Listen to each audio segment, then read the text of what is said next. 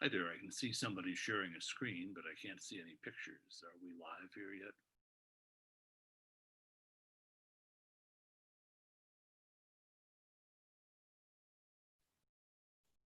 Hi, yes. I'm on. We're just waiting for a few more folks to join. This is Winnie with the WSCCOG. So, Winnie, it's Kevin. Is there a way to change the screen so we can see images of people as well as just the screen you're sharing? let me see if that is possible.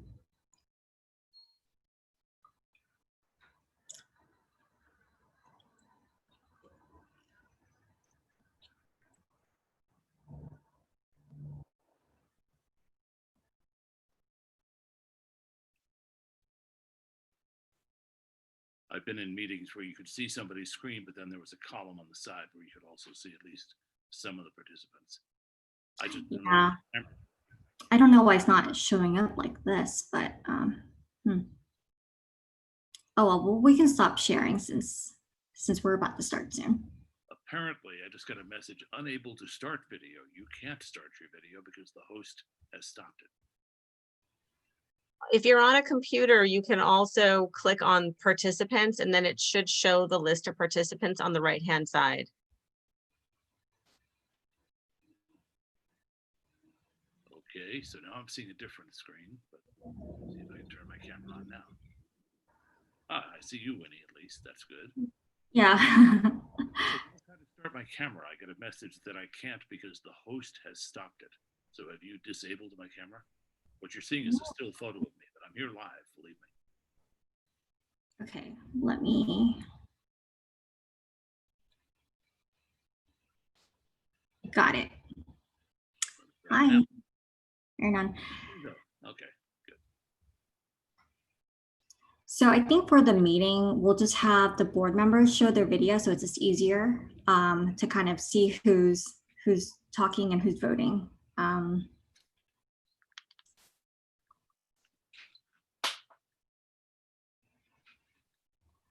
Right. So Winnie, same thing for me. This is Bob Wunderlich. I see my picture, but not my live video stream. Well, I'm allowing it. Okay, here we go. Yeah. So Okay, now you can. yeah. Yeah, I'm giving that options for the panelists or the board member, just in case you're not ready yet, to show.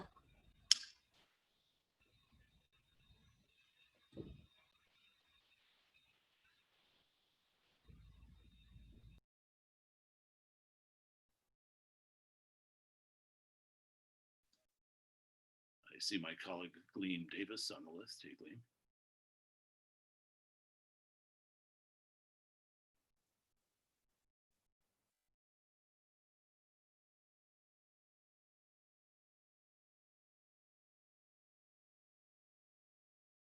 Good morning, Megan. I saw your actual picture for a moment and now it's gone to a still.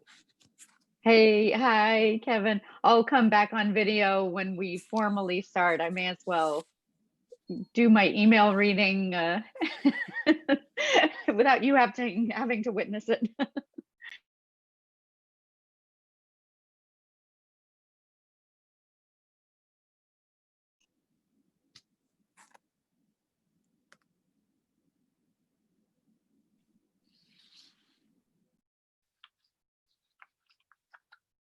Hey, Gleam.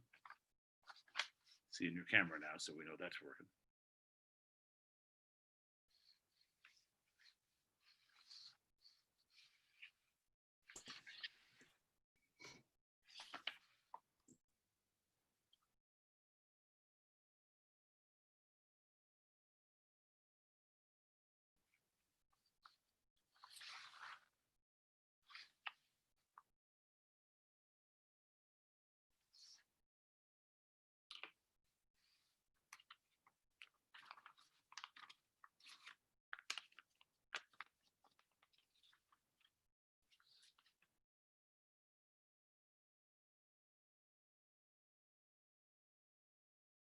Hey, Cecilia, looks like we're getting the band back together here. Yeah, it is. It's been a while. Yeah, good to see you all after a couple of months. It is. It's good to see everybody. How was your summer so far, Kevin? Well, it's been nice here in my apartment. You're on the cool side of town, so you know it's almost 100 degrees over here in Altadena right now. We're at 83, so it's warming up. Oh wow, that's really hot for Santa Monica. I've been watching it creep up and wondering whether to close the door that's in front of me, but if I do that, then my light goes away. So Got it. Bob, it's good to see you from Beverly Hills. Nice to have you on the board as an active member. Nice to see you, Cecilia. Yeah. Okay, I think we're in showtime in 1 minute. do we have a quorum, Winnie? Let's see, 1, 2. Hey, Megan. 3. Lauren, are you with us? I am. I think that Mayor Pro Tem Heilman will be here, so I haven't heard that he hasn't. Okay, I think we're in a quorum now. Hey, it's Paul Koretz. I'm joining you too. Long time to see. Hey, So- council member, nice to see you. Well, not really in person, but Well, the closest we get these days. So, Mr. Chairman, we do have a quorum now. And it's high noon, so are we on and live and recording and all the things we need to do? We're all set. So, Yes, we live from somewhere in cyberspace, welcome to the West Side City's Council of Governments meeting for Thursday, August 13th. Again, this will be a teleconference. I believe we have some way we have set up about taking public input. Would staff care to very briefly tell us how that's being done so members of the public know what they can do here? Yeah, Winnie, please run through that. Sorry, what was that? I'm kind of manning the participants. What was the question? Yeah, to explain to folks how they can participate and have public comment. Yes. So there is a Q&A button. So if you have a question, please type in your question. And for the people on Zoom here, we're asking the board members to show their video, and the staff, if you can just unshow your videos. So that way it's easier for us to see who is speaking and voting. That is our request. So voting members only to show their video, and I think that's the only thing. But it would be, The question really was, I realized for members of the public, this is a very difficult format to know Yes. how they can contact us or ask questions. Oh, yes. As transparent as we can be. Yes, and also in our agenda, we also have an email address to riley@estolanoadvisors.com. If you have any questions, you can email them. This is also streamed on YouTube Live. So there is Riley, who is in this meeting, is also moderating the chat for both the Zoom and YouTube and the emails. Okay, so again, welcome to our West Side COG meeting, and we'll start by doing introductions, which again, in a teleconference becomes a little more difficult. We usually just go around the table, but there is no table. So I don't know, Winnie, why don't you call us out by city so that we're not all trying to speak at once, and I'll start. I'm Kevin McKeown, the mayor of Santa Monica and the chair of the COG. and I'll go ahead and just do it as I see in my Hollywood Square setup. Why don't we go to Beverly Hills next? I'm Bob Wunderlich, Vice Mayor of Beverly Hills and a voting member. And joining me from Beverly Hills, at least people I see, are Gabby Yap, Cindy Owens, Jim Latta. Those are the names that I see. And maybe, Councilmember, we can have the members of your city introduce themselves and Sure. what they're. So I think I have Jim Latta first. Go ahead, Jim.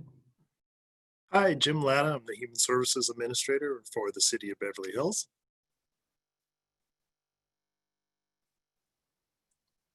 Next, I We- think And we Gabriella. have Gabby. Gabby, you there?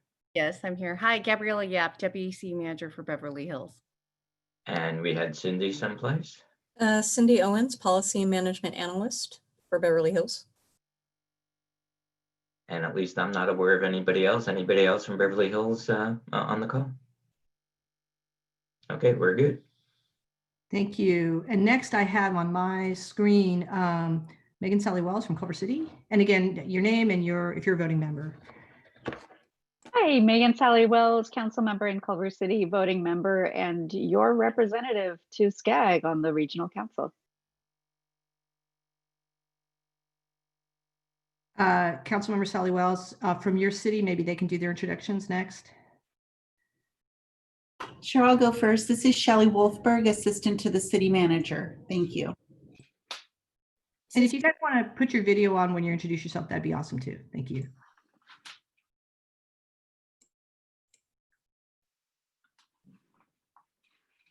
Helen Chin, assistant to the city manager on homelessness, Culver City.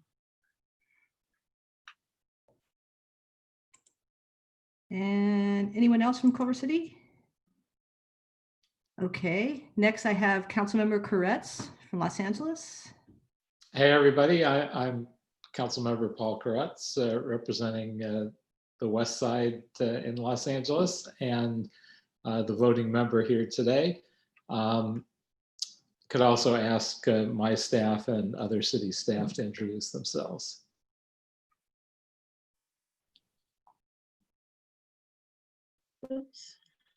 Debbie Diner Harris, council members, district director. Hi, this is Steve Liu with the Office of the Chief Legislative Analyst.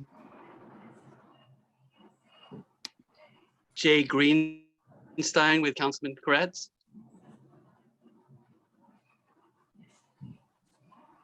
Thank you. This is Ariane Garcia with CD11. Oh, great. Thank you. Anyone else in the city of Los Angeles? Okay, next up in Hollywood Squares is Councilmember John Heilman from West Hollywood. Hi, everyone. I'm John Heilman. I'm Mayor Pro Tem of the City of West Hollywood. I believe my colleague, Councilmember Lauren Meister, is on the line as well as several of our staff, and look forward to talking with you today. Councilmember Meister, you want to go next? Yeah, sure. Hi, Lauren Meister, council member, City of West Hollywood, and also your representative on the SCAG CEHD committee.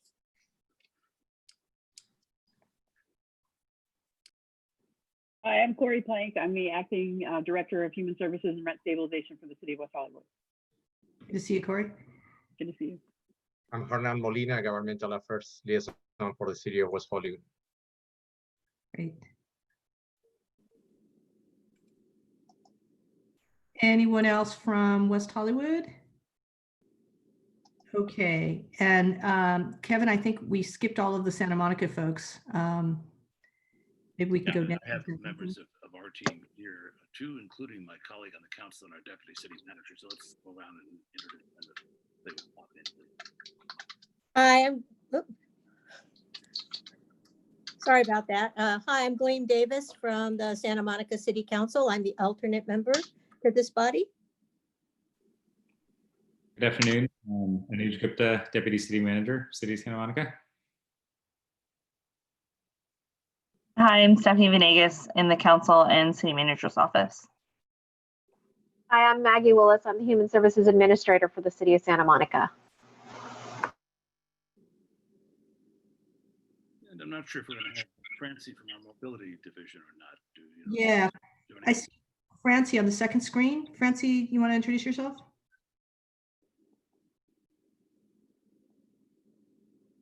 Okay, maybe she's offline right now.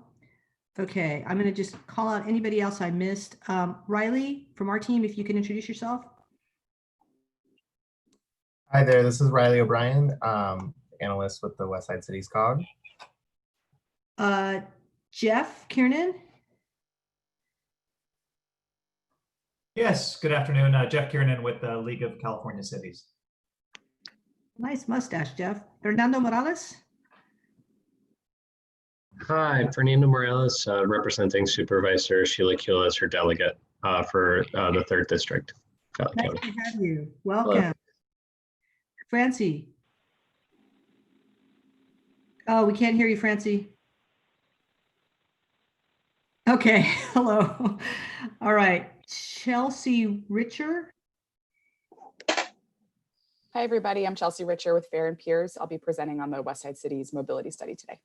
Thanks, Chelsea. Sarah Rose Patterson. I'm having Sarah trouble. Patterson, the Los Couldn't Angeles introduce County myself Regional at the right Affairs time. Officer with SCAG. How do I stay on? Jay, you're on. We can hear you, Jay. Now you're on mute. Okay. Sorry, Jay Greenstein with Councilman Koretz. I'm having some technical issues. I'm sorry. Okay, thanks, Jay. And then the last person I see on my screen, oh, just got one more new, David Fenn. Okay, and then Eric Bruins. Eric, if you're there, this is a good chance to introduce yourself. Okay, that's what we have on the intros. They're a little bit slower than usual, Mr. Chairman, but we made it through. Do we have anybody representing Mike Bonner's district? Did I miss that? Yes, there was somebody from CD11. Is that Ariane? Did I get that right? And is that a voting delegate or no, the city of Los Angeles will be Paul. voting for that district? Yeah, they will be Paul Koretz, right, for the city of Los Angeles. Well, again, welcome. And obviously, this is all more difficult doing it by teleconference. Everything we do is going to have to be done by roll call vote. So we're going to try and move through the agenda quickly just because the process is such molasses when you're doing it online. So let's get right to our action items. Item 3A is approval of the draft meeting notes from the last meeting. Does anybody have any changes to propose, or we'll entertain a motion to adopt?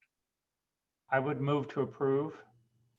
Second, Culver City. Okay, so that's moved by West Hollywood and seconded by Culver City. Open one more time for any changes or comments. Otherwise, we'll go to a roll call vote, please.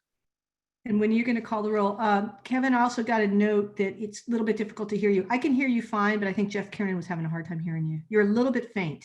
Okay, Jeff, I'll talk so you can be heard in Sacramento. Excellent. Thank you. Winnie, can you call the roll on this one, please?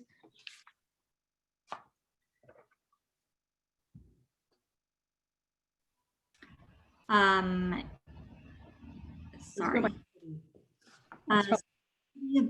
Do we do it by each item? Yeah, let's do it by each item because these are action items. They're not on a consent calendar. So we're going to just take them one by one. And I think by city, just to make it easy on us. City of Beverly Hills? Yes. City of Culver City? Yes, and Diana Chang from Culver City Transportation is able to join us. She's on now. Okay, perfect. City of Santa Monica? Yes. City of West Hollywood? Yes. City of LA? And I'll abstain because I wasn't present at the last meeting. Okay. And County of Los Angeles? Yes. Great. All right. So that passes unanimously. We've adopted the minutes. If I forget and go back into a conversational voice instead of my big room voice, Jeff, remind me, but I hope you can hear me okay now. We'll move on to our second action item, which is the homelessness plan. And I guess we'll have a brief presentation. Very brief. So we noted this at the last meeting that the County of Los Angeles is granting to the West Side Cities COG about $685,000 of funding that will be used, that can be used by the cities of Beverly Hills, Culver City, Santa Monica, and West Hollywood. Our homelessness working group has met to discuss how to use this funding. The cities of Beverly Hills, Culver City, Santa Monica, and West Hollywood have agreed to distribute the money or recommend distributing the money evenly among the 4 member cities in a total amount of $171,250 for each city to be used for priority 2 activities. And those include items such as emergency rental assistance, motel vouchers, and supportive care, as well as landlord outreach and incentives. If you look at attachment B, there's a proposed work plan. We are recommending that the board approve the allocation of these funds to the member cities and delegate to our staff the responsibility of working with the county to do a contract amendment to distribute these funds as soon as possible as part of the COVID recovery package. That's our presentation. Winnie, is there anything else you'd like to add to that? No, I don't. Okay. If you look at the packet, you'll see that our jurisdictions already have these programs underway. So the question here is accepting the money, which is a pretty easy decision, and allocating the resources from the COG. Is there any discussion or motion on this? I would move to approve. And I'll second Beverly Hills. So it's been moved by West Hollywood and seconded by Beverly Hills. Is there any desire for discussion? Seeing none, we'll go to a roll call vote. City of Beverly Hills, Yes, and I'll also just point out that this is just one element of what we're doing with that rental assistance program, that we have monies coming from elsewhere dedicated to that also. Thank you. City of Culver City, Yes, and same, we have our own rental assistance that's funded through general funds. So yeah. And big shout out to the working group for putting this together. I think the collaboration has been really helpful. So thanks to all of those who are doing the work on the ground. great. City of Santa Monica, Yes. City of West Hollywood, Yes. City of Los Angeles, Yes. County of Los Angeles. Abstain since it's Measure H Innovation Fund. Yeah. Thank you. So it's unanimous except for the one abstention. And just let me comment that it's good to have the multiple sources of revenue for these rental assistance programs, because for instance, in Santa Monica, we found with the federal money, we couldn't help undocumented families. And by using general fund and other money, we've been able to help all 56 undocumented families that applied for rental assistance. So it's a very welcome revenue stream to be getting in our city and in all of ours, I'm sure. So that is done. We'll move on to item 3C. We have a regional early action planning program proposal here to consider. And Cecilia or Winnie? Yeah, I'll quickly present this. Again, just to hit the highlights of our staff report. So just as background, SCAG is allocating about $23 million in regional early action planning, or REAP funding, which comes from the state, to local councils of governments on activities to accelerate housing production. So for our COG, we're expecting to receive about $340,000 for our sub-regional housing planning efforts. Funding is going to be available as early as this fall if we use it for activities related to developing our housing element. And I was recently on a call with SCAG staff about this. They're also encouraging cities to be innovative. We're really interested in production. So planning is great, but if there's ideas around how to quickly accelerate production, they're also open to that as well. So we worked with, the Westside COG staff interviewed the housing staff of your respective cities to talk about priorities for this money. And we've agreed that it makes sense to form a housing working group to discuss the best practices and share how we might update our housing elements best practices to do that.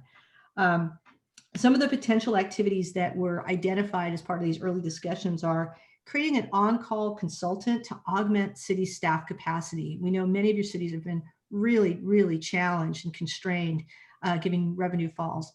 So this might be a way to leverage each other's resources through this grant so you can use an on-call consultant. We've also talked about some sort of public outreach and engagement strategies trying to address equitable outreach, particularly given COVID and the difficulties in reaching folks and delivering services.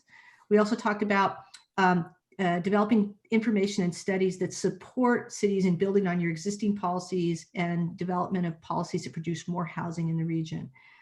We would propose to manage the sub-regional funding allocation and support the member cities in procuring resources to administer the REAP project, including drafting and releasing an RFP for that kind of on-call shared consultant pool.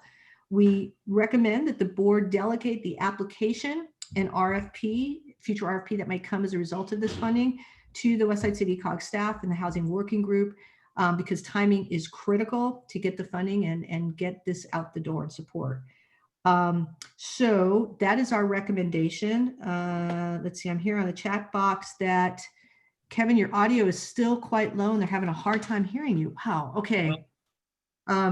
So anyway, that is our recommendation. Any other points, Winnie, or any members of the housing committee, housing task force that might want to comment on this?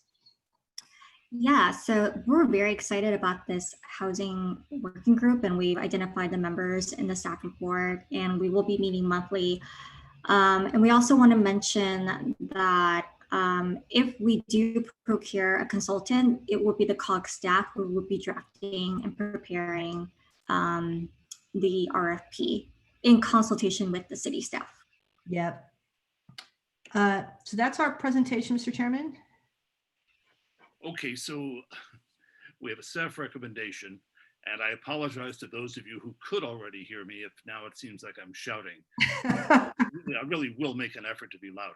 So we have a staff recommendation before us. Are there questions, discussion, or motion? I'll just say that as your representative on the RC for SCAG, and as we mentioned in the last meeting, we're hoping to pass the Connect SoCal plan in September. If any of you all get lobbied to not pass it, please do not be tempted by that, because our own housing plans, our own city plans are dependent on us passing this really important document. They're tied together. And so I will work hard to make sure it passes in September so that all of our cities can prepare their housing elements. SCAG is both through this and I think individually to cities providing technical assistance. And I know that Sarah Rose Patterson, who represents our region for SCAG, is here on the call. So I don't know if she had any additional resources that she wanted to highlight for us. I just wanted to give her that opportunity. And Sarah's indicated she's here to answer any questions. Go ahead, Sarah. Yeah, so I'll just make another quick note that at the September meeting, what will also be happening, and I was in those discussions with the COG, so thank you for allowing me to be in there for that. So we will be formally adopting the guidelines for this program and then opening up the application process. And so we've been working with the COG to kind of get a leg up and get ahead of that application. So once it is available and open, the COG can go ahead and submit for its projects. So the housing team has been great to reach out and working with the COG staff here. But if anyone has any questions on the process, the application, or the funding, anything like that, I'm happy to answer. Are there any? Yeah, it's just to underline that SCAG is really trying to help our individual cities through this process because we're in a time crunch, and please don't hesitate to have your staff, your housing staff, reach out individually to them for technical assistance. Any other questions or discussion or a motion? I'm prepared to move the item. And I'll second it. Bob Wonderlich, Beverly Hills. Okay, so it's been moved by West Hollywood and seconded by Beverly Hills. Is there any further discussion? Winnie, could you call the roll, please? Great. City of Beverly Hills. Yes.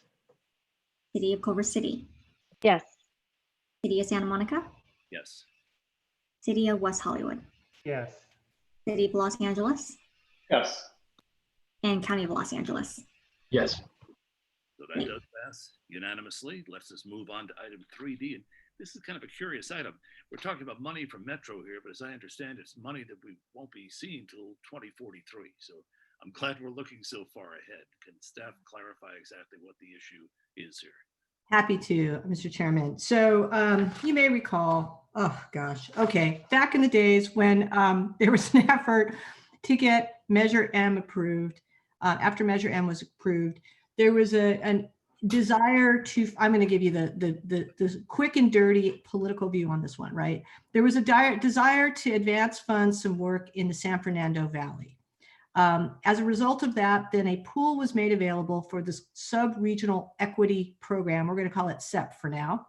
And that tried to make the other sub-regions whole for the funds that the San Fernando Valley was going to receive kind of in advance. So Metro created the sub-regional equity program and figured out the formula, how to allocate this. I'm just going to call it a forward-looking illusory pot of money, the source of which was to be determined later. And the allocations were made that each sub-regional would receive this amount of money, period. Since then, and there've never been any guidelines about it. There've never been any real rules about when it would happen, when it would be allocated, any of that, right? more recently, we've had some subregions try to have that money allocated to specific projects. In the case of the San Gabriel Valley COG, which has been one of the most recent actions, Metro staff asked that that subregion allocate its money to fill a funding gap for the Gold Line extension, essentially saying, if you don't allocate your source of money from the future that we've never identified, and anyway, this is this much money, if you don't dedicate that money towards filling this funding gap, then we're not going to be able to move forward in a timely basis, and we're not going to be able to issue this RFP for the contractors, and you're going to have bigger cost overruns and so on and so forth. So there has now been this cascading effect of different subregions either trying to set aside money for specific projects in the future. And again, this money may not be available till I think it's 2043. Let me find it in the staff report. Or conversely, Forks being a concern that Metro might use this fund, identify this source of money as a gap filler, thereby eliminating this as really a truly independent source of money that the COGs can determine what to spend on, right? I'm giving you guys kind of the unvarnished version of this. So all this to say, there has been a movement afoot at Metro to ask for Metro to actually adopt guidelines and a process on how this sub-regional equity program would be moved forward, how the money will be allocated, what's the process to request that the money be allocated in a certain way or dedicated in a certain way. Again, this money is not to be made available for many, many years. Separately, as you all know, the City of West Hollywood has done a yeoman's job at advocating for the northern extension of the Crenshaw line and has done a lot of work in trying to identify a range of sources of funding to fill that gap. And so we received a communication from the City of West Hollywood, which is included in your packet, requesting that the COG go on record dedicating our source of subregional RCEP money for the northern extension. So we had been asked to agendize that matter. What's happening at this Metro board, we believe in September, is that they are supposed to bring forward a process and guidelines on how this whole SEP thing is going to work. So what we have recommended in our staff report is that the COG here at least opine so that we can try to communicate this to our representatives on the Metro board and certainly through the PAC. What are the types of eligible projects we'd like to see included in that process, right? Because if Metro decides to confine what you can spend that money on, and some of you have projects that wouldn't qualify, it could really constrain what this COG can do.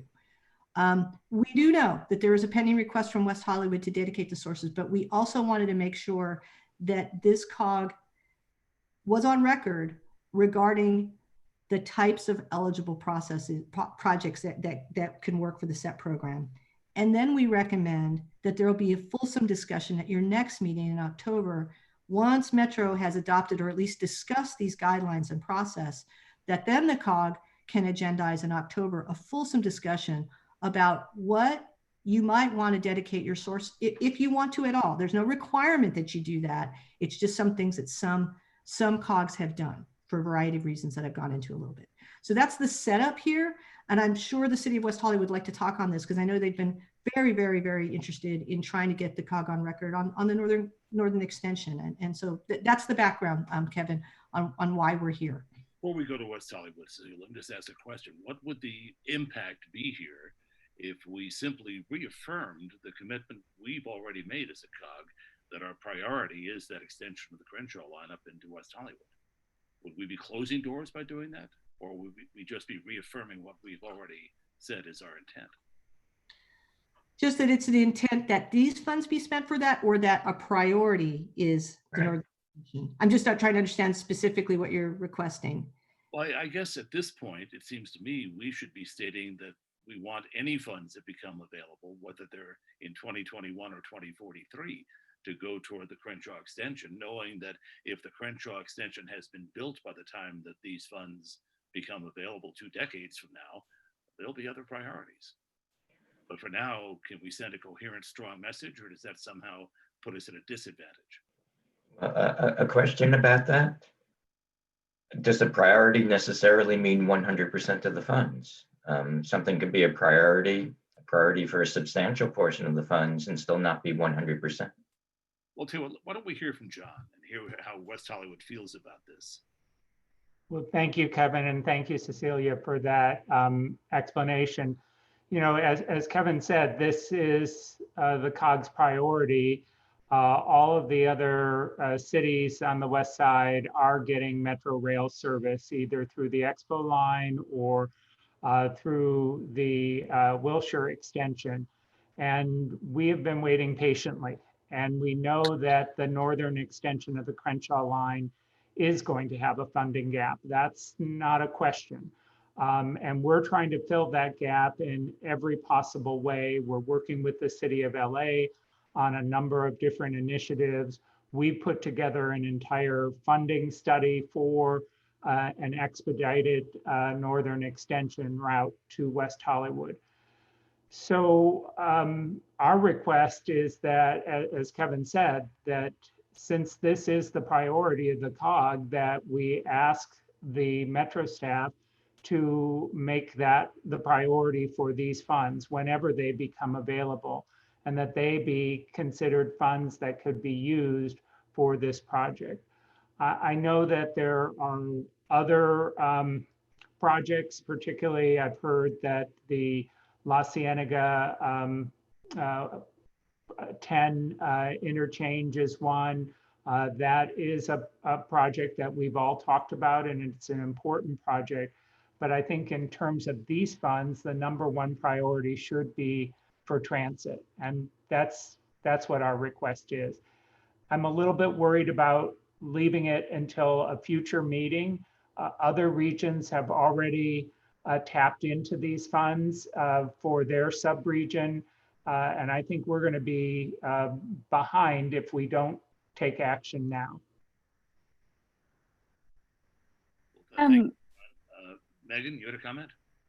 Yeah, I have comments, but also just kind of a clarifying question on this is, as we understand it, and as you said, Cecilia, Metro hasn't defined the process yet.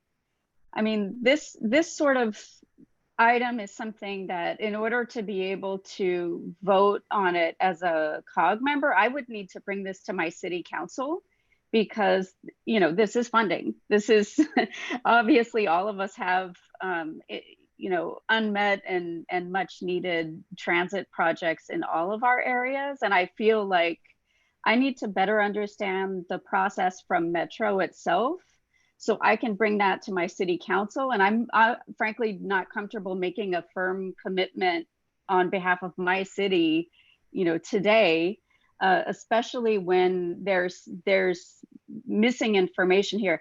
I would love to see the extension funded and successful. It would certainly, you know, help my constituents and the entire region. I mean, we've already stated that.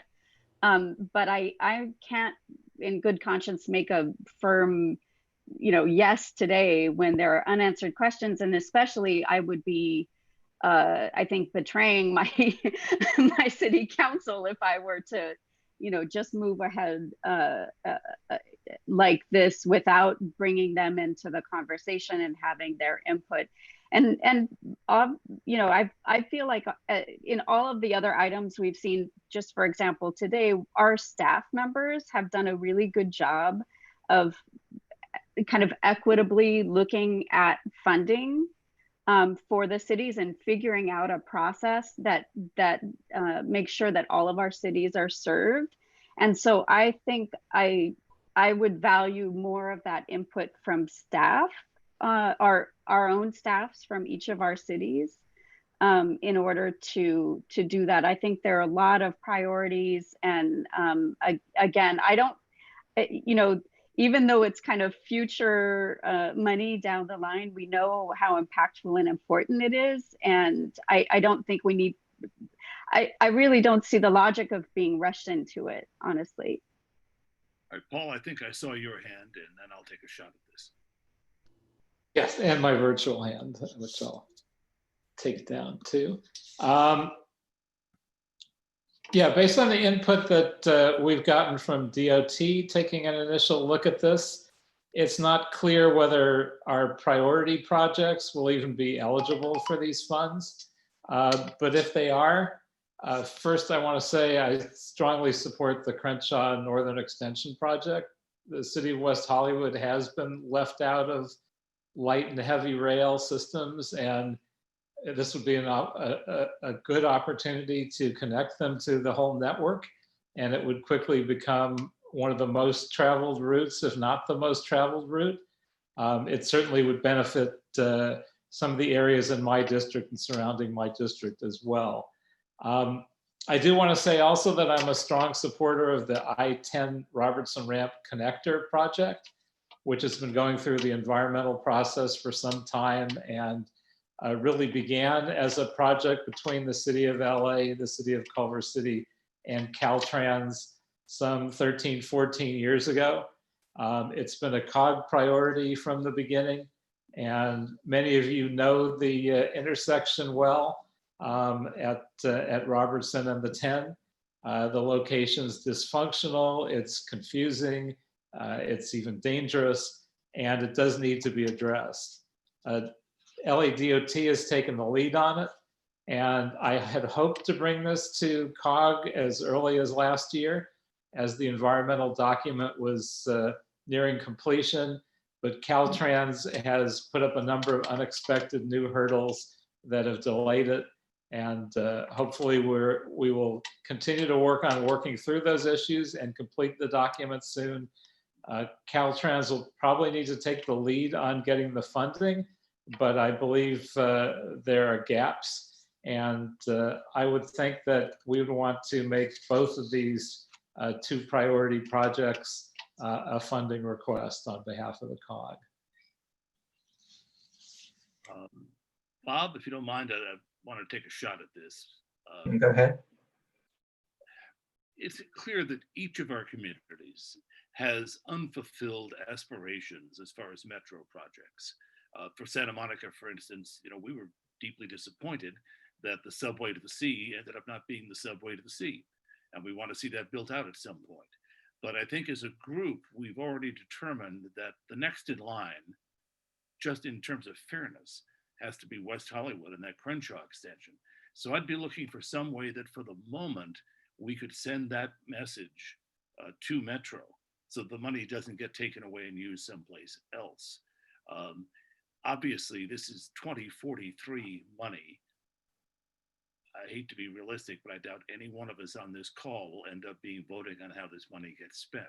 But I think that to continue to stick with West Hollywood in the sense of fairness might be an important message for the COG to be sending at this point. Bob? So echoing some comments that have already been made, I totally support the Crenshaw Northern Extension, but I also see a distinction between that and today saying that to commit to 100% of the potentially available funds being dedicated to that. Like Megan, this isn't something that we've discussed at our city council yet. I wouldn't have the authority to make that commitment as of this point. I'd be comfortable saying it's a priority, a high priority, that a substantial amount of the funds should go to that. But I'm not in the position where I could say that 100% of the funds would literally be committed to that. So Cecilia, going into this Metro meeting that's coming up, next week? Correct. We're not prepared. Sorry, September, not this next month. Yeah. We're not prepared to decide what other projects might be in line. We have a standing request that West Hollywood be next. Is there a message we could send that would be helpful to West Hollywood, at the same time being fairly acknowledging the concerns of the other communities, that we not overpromise money 23 years from now? What could we do without backing away from our commitment to West Hollywood, which I'm not prepared to do?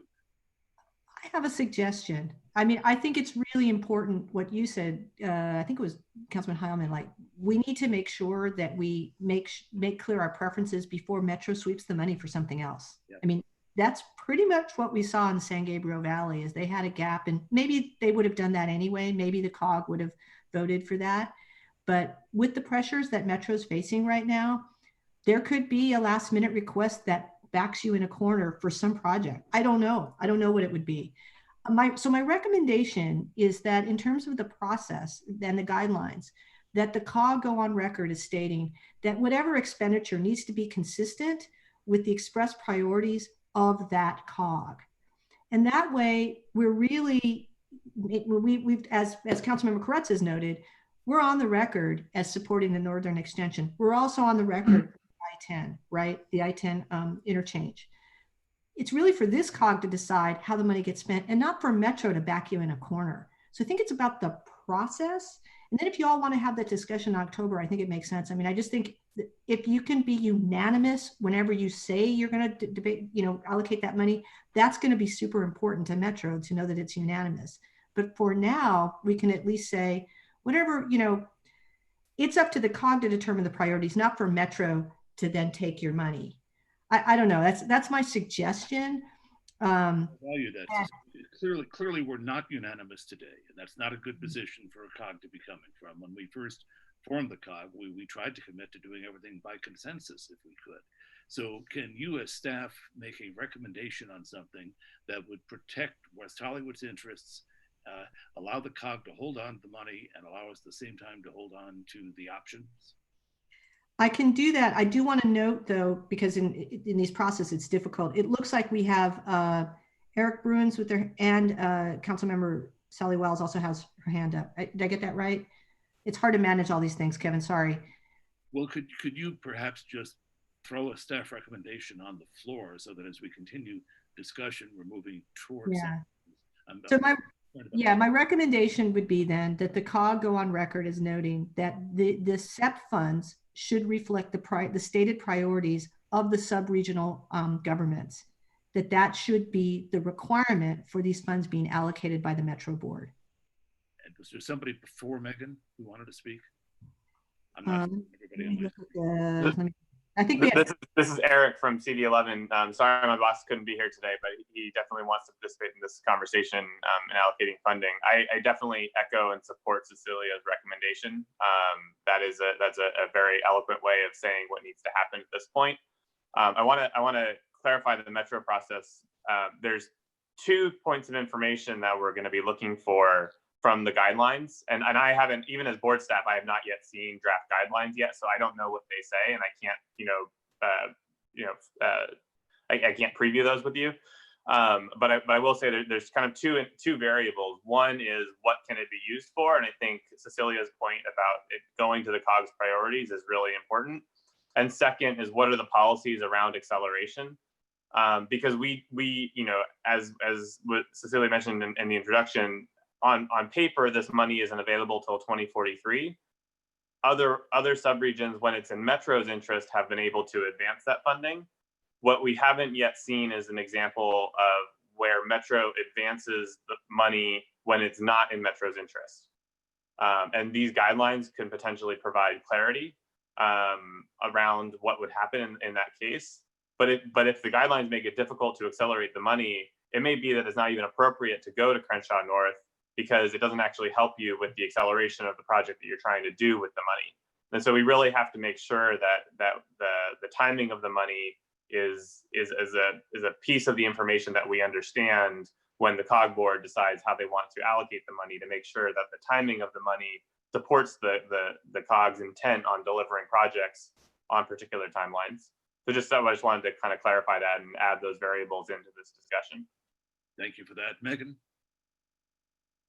Yeah, hearing Cecilia's proposal makes sense to me.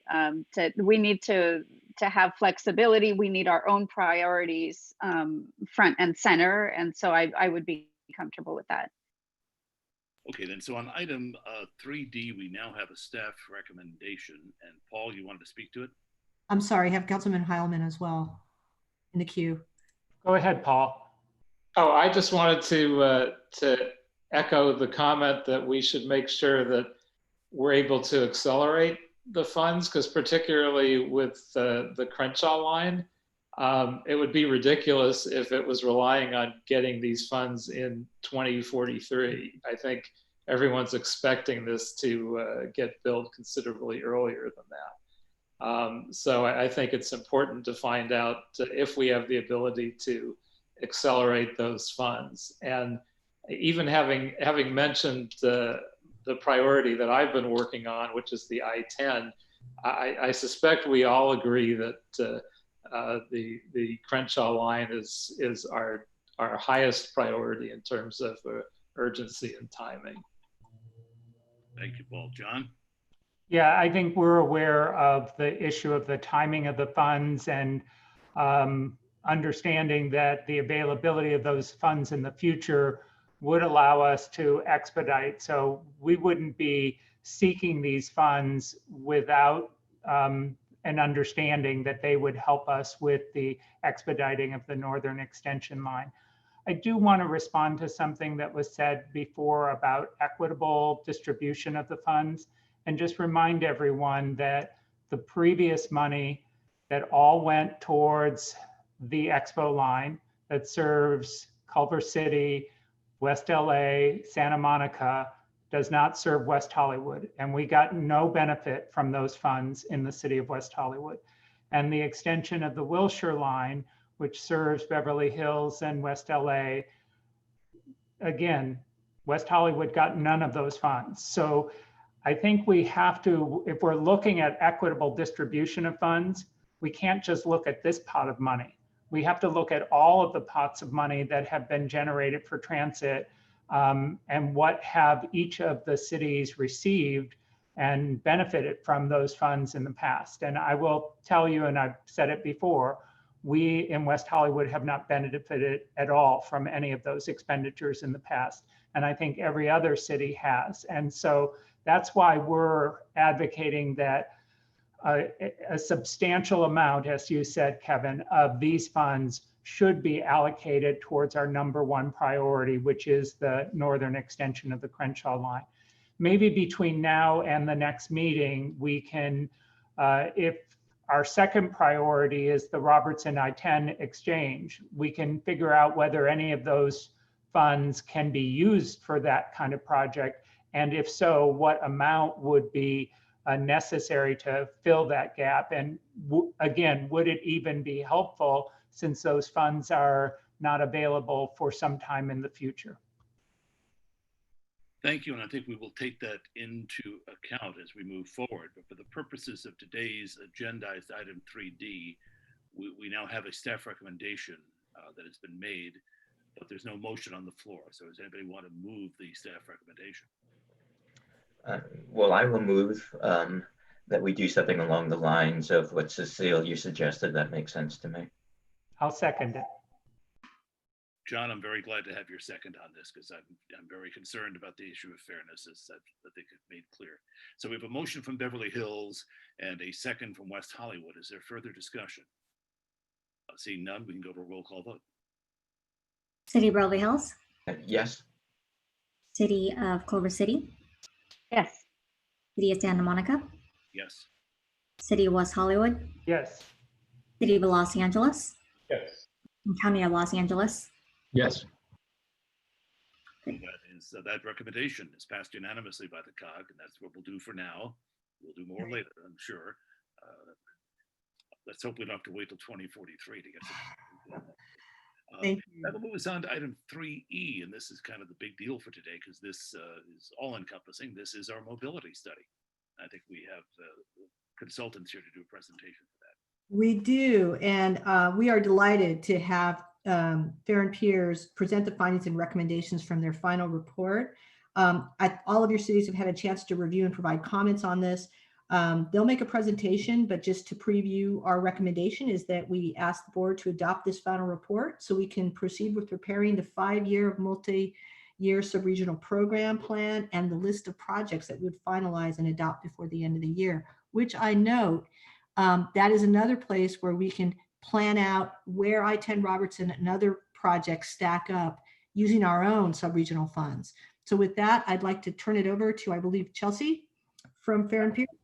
Cecilia, before we start this, we've had lengthy presentations of the draft study in the past, and I would just ask that we hear if anything has changed from that draft presentation. so that we save everyone some time. You're here. I love this COG. Okay, so we always warn our consultants that that's usually the call of the day. So I guess I'm going to just ask Fair and Peers, is there anything that's changed that you need to highlight for this very busy board? There is nothing substantive that's changed since the last time I presented.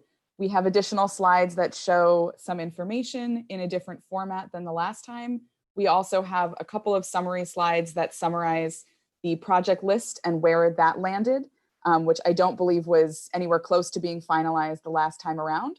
So if you wanted to just skip to those slides towards the end, I'd be happy to give an overview of what's included in the near-term and long-term scenario project lists. Let's do that, Chelsea. That would be great. Great. So that's on slide 14, Winnie. Actually, you can start with slide 13, maybe. That's shows just how it looks in the project, in the plan, excuse me. Okay. I'm unable to see the page number, so I'm just gonna keep scrolling. Okay, keep scrolling, yeah. It says summary of the project list on the top as the header. Oh, wait. So yeah, 2 slides before that. Great, perfect.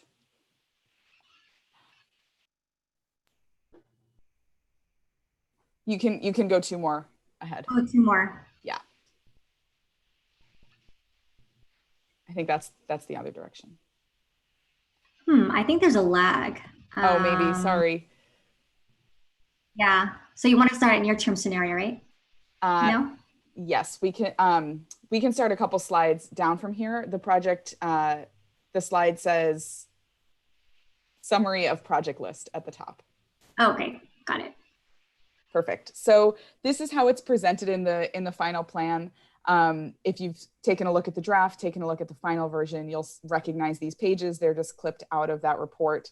It's very small here, but I'm going to summarize some of the important information. Basically, every corridor that's been identified through the process of this study has all of the information about the various types of projects that fall along those corridors by mode in these pages. So you can see on Pico, we have a couple of transit-related projects. On 3rd Street, we have a bicycle project. We have a pedestrian project centered around the Wilshire and 4th Street future Purple Line station. So this is just to sort of orient everyone around how it's presented in the report. But the next slide actually simplifies it quite a bit. And this summarizes, Winnie, if you want to move to the next slide.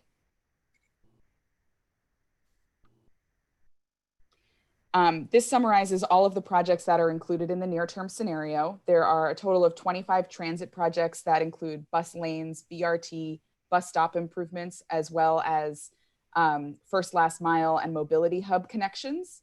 And so the total project list there is valued at about 5.1 billion for those transit-related projects. The ones that occur along a corridor total 93 miles of transit improvements.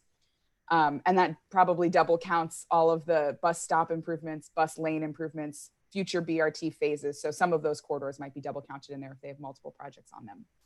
We have 37 bicycle projects on the project list. Several of those are connected as first last mile pieces to rail stations. Others are based on the 2020 priority by corridor list, which was an initial phase of this project work. The mileage is 70 miles in total. There are also some alternatives included in that section where if a particular corridor has a couple of adjacent streets that might be more appropriate as cities work through project design and implementation, some of those alternatives might be the preferred selected alignment. And the total value of those projects is 204 million. The multimodal project, there's a single one. It's the Robertson I-10 lanes or I-10 ramp reconfiguration project. So that's in there with the most up-to-date high end of the total cost estimate. And it's the entirety of the project, not necessarily anything related to the funding gap that might exist or the next immediate phase. So that's why it's quite high up there. And then lastly, we have this category of sort of catch-all pedestrian wayfinding and or first last mile improvements. Those are cited mostly around rail stations, but there's a handful that are on this project list that are also just around high needs intersections where there's either high density housing, high density commercial, something that's generating some pedestrian activity. Most of those intersections, if not all of those intersections that are not related to a rail station, do have bus stops and other transit services around that area. So all of them would qualify as first last mile in that sense. But the idea would be to prioritize pedestrian wayfinding and anything else that's first last mile related to help people get to transit. And the total value of those is 53.1 million. And then we can move to the next slide. And the near-term timeframe is between 0 and 8 years. So that's really within that first bucket of MSP funding. Those are the projects that are going to be moved forward through that process. The long-term project list includes those major rail investments. So we don't have a mileage listed up there because all of those 4 projects are really alignment to be determined. The Sepulveda line, Sepulveda corridor, excuse me, the Crenshaw Northern extension, and the Santa Monica Purple Line extension is on there as well, the subway to the sea. And I'm not sure what that 4th project is, but the alignments have yet to be determined. So we didn't include mileage, but the total cost estimate for those projects is around 32 billion.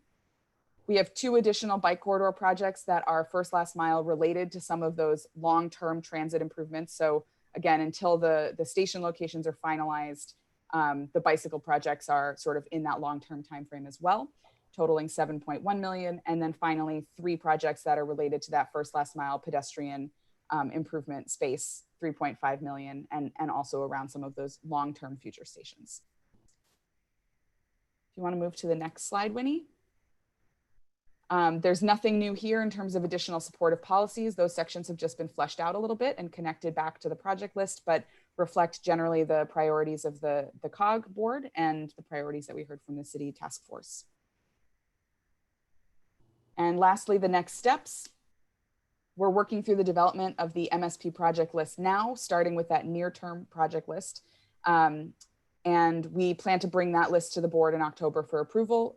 The lead time needed for Metro review is quite lengthy. So we want to make sure that it comes to the COG board for approval, which is a necessary precondition to Metro even reviewing it for eligibility, and then aiming for Metro board approval at the first meeting in 2021.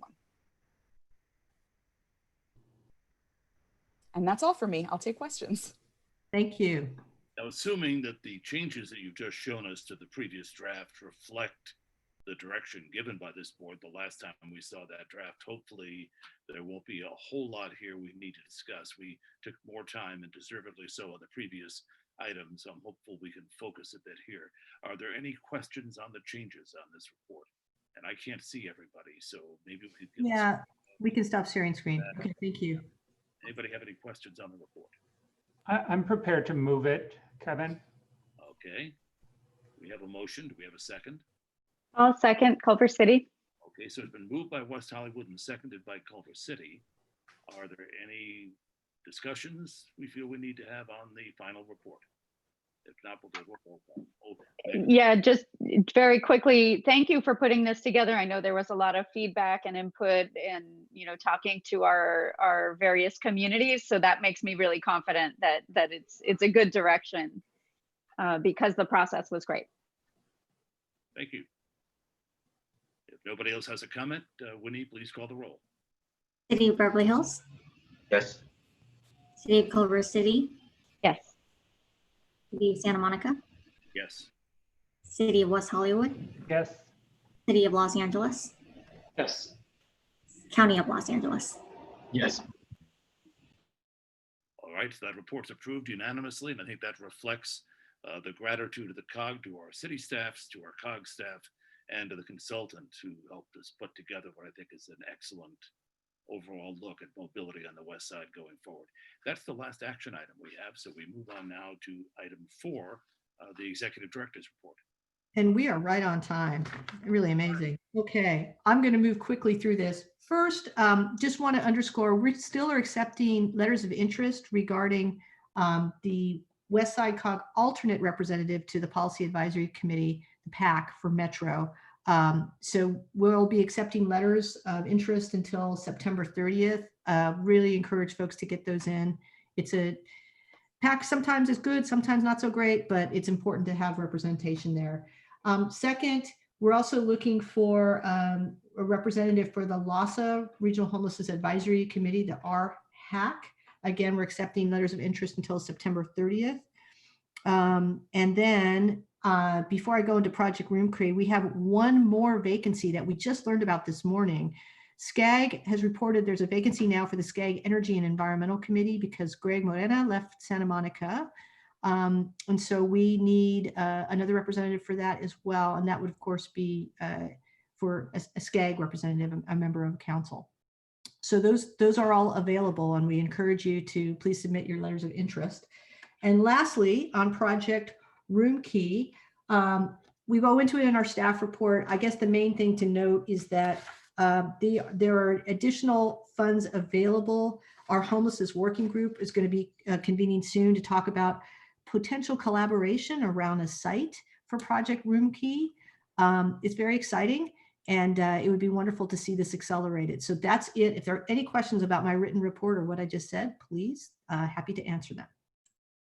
Well, I just have a suggestion, Cecilia. If you could combine all the openings that we now know we have into one email to each of the board members, because we will need to follow up with our colleagues on our city councils and our boards and with our staffs, and it's good to have it all in one place, and that'll help remind us. And by the way, Greg Morena did not leave Santa Monica.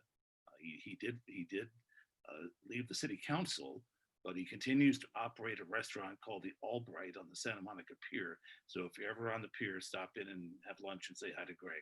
He is still in Santa Monica. Sorry about that. I was moving too fast. I will definitely frequent that restaurant as penitence. Okay, so let's keep moving. Director, any other questions? I don't see any. Okay. All right, so the next item on the agenda is number 5, and it's a discussion about the 2020 census outreach. And this is something I think we've all probably been concerned about. We've all seen the news stories. In Santa Monica, we seem to be doing okay, better than some other cities, but we had a structural change in our city. We restructured as part of our budget cuts, and some of the people who were working on the census are no longer with us. So our deputy city manager, who's on the call, Anuj Gupta, and our council office and legislative assistant, Stephanie Venegas, have taken that over. Did you expect a discussion with a report, or should we just go to the cities and see what we're each doing, Cecilia? Is there any staff report on this? No, really, this was an opportunity for folks to share experiences and see if there might be any synergies. Let me take the chair's prerogative then and turn to Anuj Gupta and Stephanie Venegas. What are we doing in Santa Monica that other cities might be interested in knowing that we're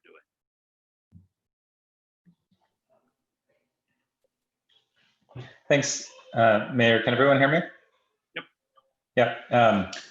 So I'll just speak briefly and then turn it over to Stephanie. But you know, we have been certainly trying to do everything we can to get the word out by a number of traditional media, social media, regular social media, also amplifying not just our own efforts, but also the many robust social media efforts that have been produced by LA County, City of LA, as well as the state. And then we've done a signage campaign on our public works wide loading trucks. So those go throughout the city. So we have English and Spanish kind of banner advertisements there. And we're looking at other creative ways, you know, leveraging some of the ideas that are coming out of the county, a sidewalk chalk campaign in our neighborhoods. And we're also looking closely at the specific census tract response data that we see that's published and updated daily on the census website to look at what are the actual specific neighborhoods and areas that we need to target. One of the things that we've been seeing, I think there was an LA Times article a couple of weeks back about the fact that it's not necessarily in every community the hardest to count, lowest income, kind of marginalized communities that are showing the lowest response rates. In many cases, it actually is seeming to be the wealthier neighborhoods that may otherwise have, you know, lots of traditional advantages, but just haven't, for any number of reasons, been responding to their census surveys yet this year. So Stephanie, is there anything else you wanted to add? I think you covered most of it. I'll just highlight a couple quick things. We had a food drive event yesterday in Santa Monica in partnership with Supervisor Kuehl's office in Cedars-Sinai, and we included in those 1,500 or so packages that went out to needy families a flyer about the census. So that's something that we're going to continue doing with our food pantry at Virginia Avenue Park. In addition to the social media and email posts that Anuj already mentioned, we're also looking, obviously, as the deadlines get closer, to what other resources we have that wouldn't be an additional cost. So using our city's Santa Monica alert system to potentially send out additional messages to the community, encouraging them to complete the census before the 30th. But happy to have already spoken with a lot of my colleagues in the other cities on this issue. And hopefully we can just continue to collaborate on some best practices and share ideas for how we can up our counts before the end of September. Just so I understand that through non-video side channels, we've been offered a resource. Do you want to talk about that? Yes, thank you, Mr. Chairman. I was hoping we could have a break. We have on, as a non-member, we have Nicholas Rodriguez, who's a district director for Representative Ted Lieu, who has offered an outreach packet from the Congressman's office. I'm not exactly sure. Can he speak, Winnie? I'm not sure how this technology works. Yes, Nicholas. Yeah, I think you can probably hear me right now. Hi, everyone. I'm Congressman Lieu's district director, Nicolas Rodriguez. You can call me Nico for short. So the congressman has been working on outreach via social media to a number of areas. As you've reported, we do have some of the lower response rates in LA County in some of our West Side communities. We just put together a social package that our communications team and I had worked on for outreach on the census that can help with messaging. Obviously, as I think Anuj and Stephanie mentioned, that they have a good amount of information from the county's complete count committee and from the state. Certainly those things are really helpful. I'm happy to share with the COG our social media packet, which might be useful in terms of passing messages out to get things done before September. Since the census is looking at cutting back on its data collection. And if you have any questions, just let me know. I'll make sure to send that over to Winnie. That way you can distribute out. Certainly we'll individually send that out to all of our cities. It just got approved yesterday. And so I will make sure to have that sent out. Thank you, Nico, and thank you to Representative Lieu. Do any of our other constituent jurisdictions have ideas to share that you're perhaps doing on the census that we might all want to emulate? No, I think we're all working on it. Oh, Megan, you do have one? I'll just go real quickly, and Culver City has done fairly well comparatively speaking, but we still have a gap to fulfill. I think, you know, when you're highlighting some of the facts about census gathering, it's surprising and hopefully shocks people into responding. One of the most undercounted are babies. People are not saying that, you know, declaring their babies. And so I you know, pithy Twitter and trying to get out the word equitably to all of everybody in our community is going to be, it's kind of all hands on deck in such a noisy time when there's so much going on. But it's so incumbent on us to keep getting that message out as often as we possibly can with things that stick in people's brains so they actually respond. So thank you. We're all committed to getting counted, and we have a short deadline to work with. Beverly Hills. Right. And we're doing a variety of public outreach. I'll let Gabby say a few words about what we're doing. Hi, similar to the other cities, we are focusing a lot on social media, as well as, creating web pages. We do a lot of mailers still because a lot of our constituents, some of them are older, and may not be as attuned to social media. So we still have a lot of mailers going out at this point. A big part for us is creating materials to also distribute to our partners, working with the CVB, the chamber, religious institutions in the school district. So we're trying to use every avenue, a lot of community groups to really try to get out the information. So that's pretty much it on our part. I wish our PIO was on because he could probably tell you a lot more. But just at a high level, that's what we're doing. We also have Fernando Morales has raised his hand as well. Sorry, Mr. Hi, yes. I also wanted to mention I've been talking to the county census team in different conversations. I know specifically the city of West Hollywood had mentioned some specific outreach materials and additional assistance with Russian-speaking populations. So I just wanted to mention to all the other cities in the COG that if there are any particular translation or language services that would be helpful in outreach, to let me know. I know that right now the team is looking for any additional, whether it's lawn signs or kind of physical materials in other languages as well. So I'll be sending up a follow-up email about that. Although I know that, you know, there are certain avenues that everybody would hope to get to, whether it's broadcast or other avenues that I know have not been so much available. So I just wanted to say I'll make sure to follow up with that information.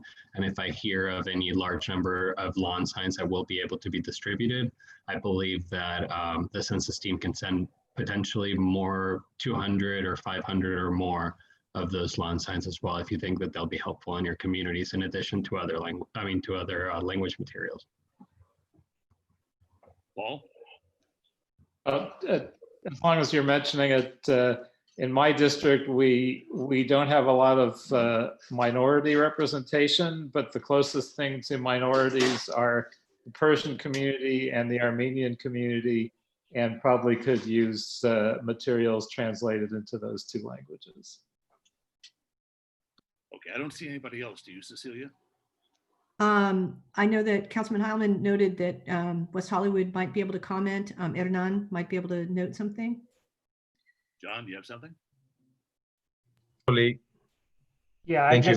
yeah, go ahead, Hernan. I just said we're doing many of the same things that the other cities are doing, but if there's anything Hernan wants to add, jump in. Yeah, no, we are launching a call to action next Monday. And if Fernando mentioned about the lawn signs, we were going to do them, but since the county has them, we will not spend that money and we'll use that. So great, thank you. Okay, now I'm deliberately talking loud enough to be heard by Jeff Kiernan because the next item on the agenda, number 6, is a report on legislation from the League of California Cities. Can you hear me? Well, you'd have to be got off. loud, Kevin, because he's left the meeting. But I will note he did want me to note that in addition to his report that's in the board packet, he sent an email this morning to update council members and managers about several housing bills and the e-scooter bill that the League is co-sponsoring, which is AB 1286. There's also the League's continued efforts to work with the Department of Finance on the CARES Act funding reporting form that has been delayed. And the latest guidance from the U.S. Treasury. Folks should feel free to reach out to Jeff. I think we all have his contact information, but he's available to assist your cities on those matters. Okay, so that's the report. And what do we have to receive and file? I'm seeing nothing on item 7. So I'll open the floor to announcements first from our constituent jurisdictions. Megan.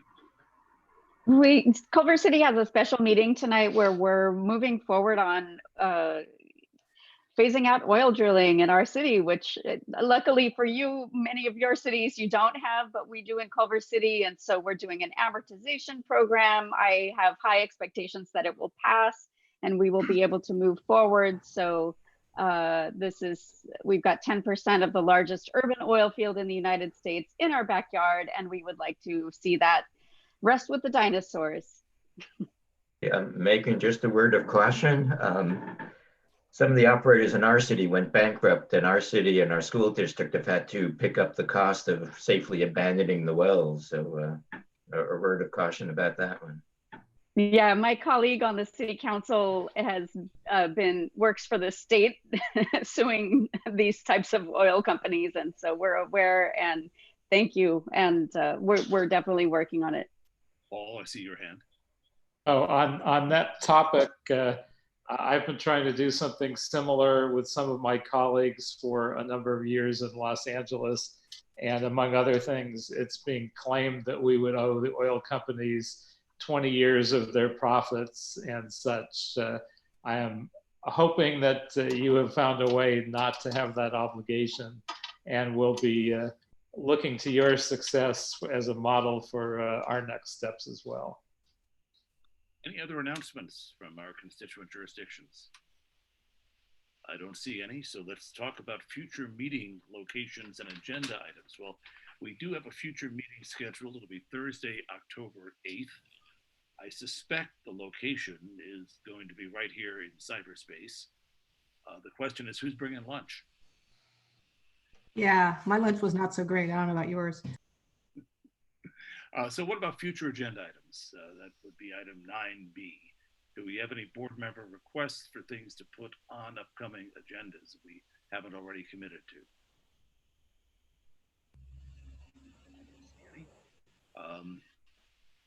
Paul.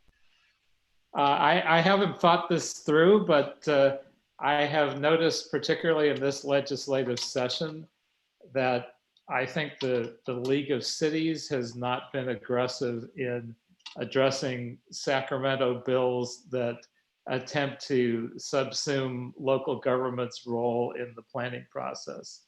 And I think that should be discussed in terms of whether we can find a way to work to get the League of Cities to be more active and concerned about such legislation.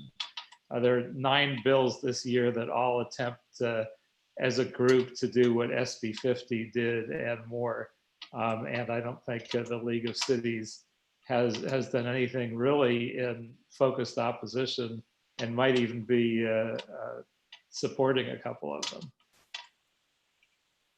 I don't know that we have a consensus position on those bills as a COG. I'm sure each of our independent jurisdictions has been in contact with the League, but certainly that's worthy of discussion. 2 months from now, we may find that these bills have already passed or are no longer in play, but certainly is a larger question of representation by the League. And I hate to talk about it when Jeff's not here, but since he's not here, let's put that on the next agenda and give Jeff a chance to hear from us on how we feel about representation by the League of the COG's interests. Is that fair, Paul? Yeah, and I'd be looking not so much for this specific legislative session, which will be over by then, but just in general, I think the League has been less active in fighting for local government's representation rights.